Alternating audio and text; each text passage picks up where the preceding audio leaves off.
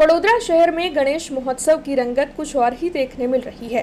तब कई सालों की परंपरा के मुताबिक इस साल भी बाबा मठी युवक मंडल की ओर से बाप्पा की स्थापना करवाई गई है। तब इस साल बाबा मठी युवक मंडल की ओर से बाके बिहारी के स्वरूप में बाप्पा को विराजमान करवाया गया है। बाके बिहारी मंदिर वृंदावन में जिस तरीके की सजावट है, ऐसी ही सजावट यहाँ पर भी बाप्पा के पंडाल की गई है।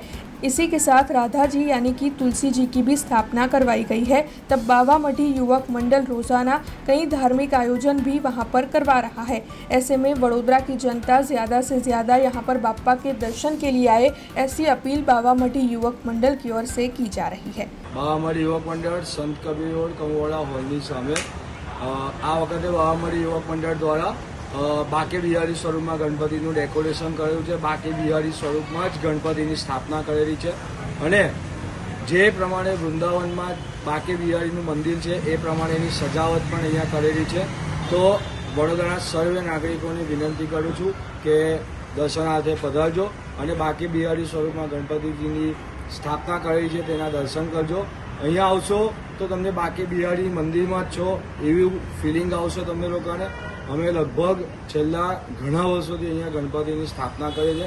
દર વખતે આપણા હિન્દુ ધર્મનો જે તહેવાર છે તે જ પ્રમાણે અમે લોકો અહીંયા આપણા અત્યારની જે યુવા પેઢી છે તેને કોઈ મેસેજ મળે એ જ પ્રમાણેનું ડેકોરેશન અમે લોકો કરીએ છીએ અને દર વર્ષે કંઈક અલગ થીમમાં અમે લોકો ડેકોરેશન કરીએ છીએ।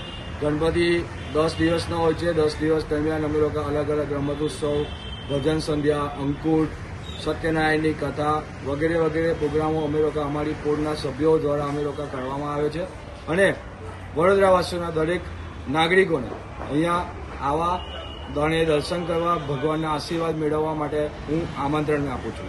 हमसे जुड़े रहने के लिए हमारे YouTube चैनल को सब्सक्राइब करें और नई वीडियो की नोटिफिकेशन के लिए बेल आइकॉन को दबाएं।